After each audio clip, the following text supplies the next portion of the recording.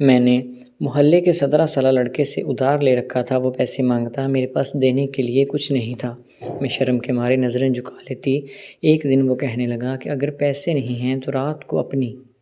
میرا نام کلثوم ہے، میری عمر اس وقت 35 سال ہے، میرے ہاں کوئی اولاد نہیں ہے۔ میرے شوہر ایک معمولی سی نوکری کیا کرتے تھے جس سے ہمارا گھر کا گزارا بھی بڑے مشکل سے ہوتا تھا۔ میں اپنے ماں باپ کی اکلوتی اولاد تھی، اس لیے مجھے ماں باپ نے کبھی بھی خرچہ کرنے سے نہیں روکا تھا۔ میرے من میں جو آتا تھا میں وہ کرتی تھی۔ میرے بابا کے پاس اچھا خاصا پیسہ ہوتا تھا، اس لیے میرا دل جو چیز کو کرتا میں وہی کرتی تھی۔ کھلا خرچہ مجھے ملا کرتا تھا، میں پوری عیاشی میں اپنی زندگی گزار رہی تھی، اس لیے مجھے کبھی پیسے کی قدر ہی نہیں ہوئی۔ لیکن جب سے میری شادی ہوئی ہے تو مجھے پتہ چلا کہ ہر کوئی باپ جیسا سخی نہیں ہوتا۔ یہاں پر تو روپے کا حساب دینا پڑتا ہے، لیکن میں کیا کرتی، میری مجبوری تھی۔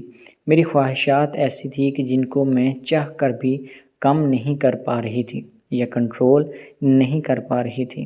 مجھے اپنی شوق خرچیاں پوری کرنے کے لیے پیسے چاہیے ہوتے تھے۔ میں مہنگے سے مہنگا سوٹ لیتی تھی اور بنا کسی وجہ کے میں پارلر چلی جاتی تھی اور کبھی ویسے ہی شاپنگ کرنے کے لیے چلی جاتی تھی۔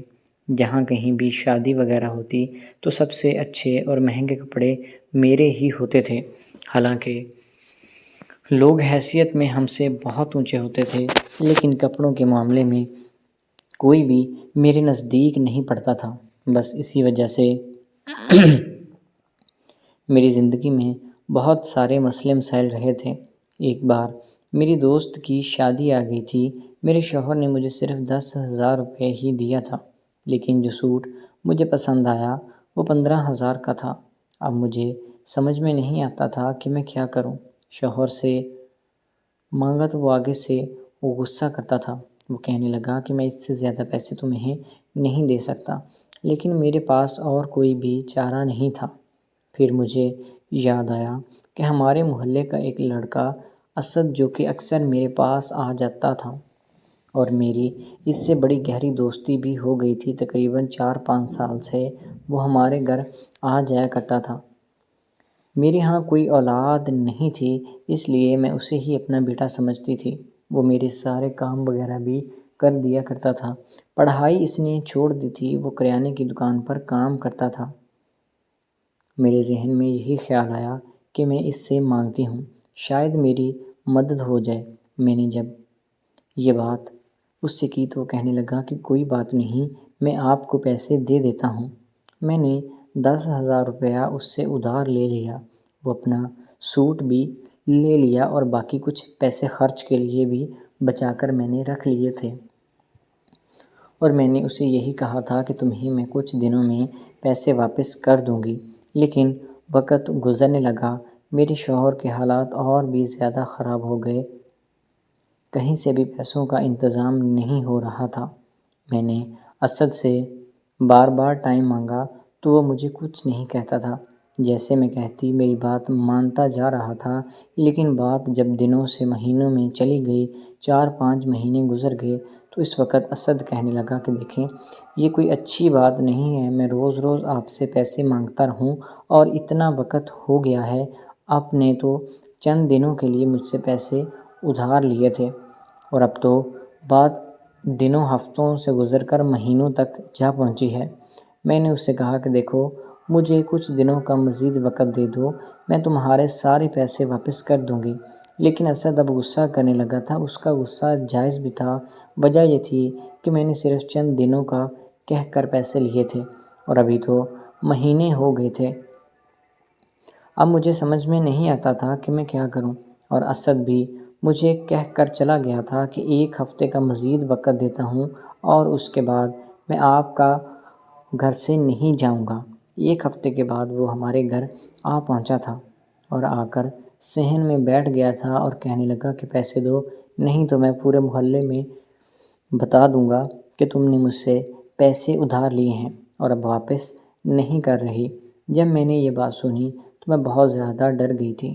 مجھے سمجھ میں کچھ بھی نہیں آتا تھا کہ میں اب کیا کروں۔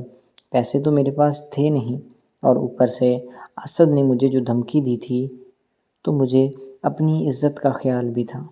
عزت بچانے کے لیے مجھے اپنی عزت ہی اسی کے حوالے کرنی تھی۔ میں نے یہی سوچا تھا اور میرے پاس پیسے دینے کے لیے کوئی بھی راستہ موجود نہیں تھا۔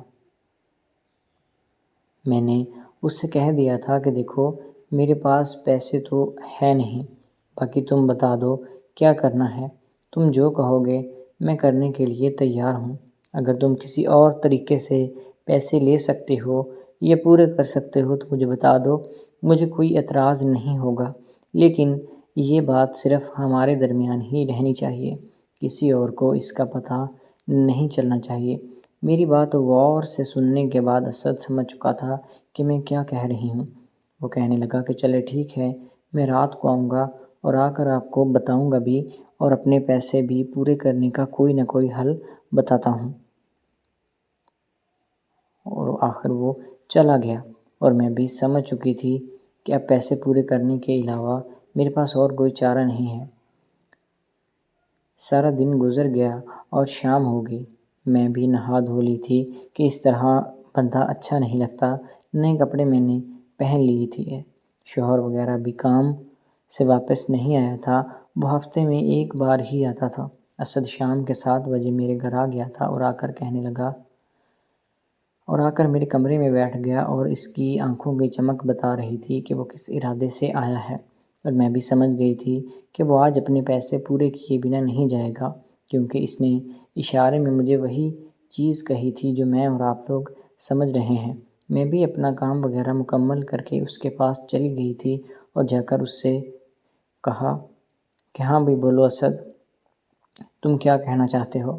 حالانکہ مجھے پتہ تو تھا، لیکن میں اس کے منہ سے سننا چاہتی تھی۔ تو وہ کہنے لگا کہ دیکھیں آپ کے پاس پیسے تو ہیں نہیں، لیکن اپنے پیسے پورے کرنے کے لیے آپ کو مجھے اپنی سب سے قیمتی چیز دینی ہوگی۔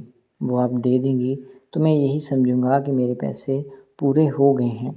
اور جب اس نے یہ بات کہی تو میں نے اپنے آپ کو دماغی طور پر تیار کر لیا تھا کہ آج اس بچے کے ہاتھوں میں ذلیل و رسوا ہوں گی۔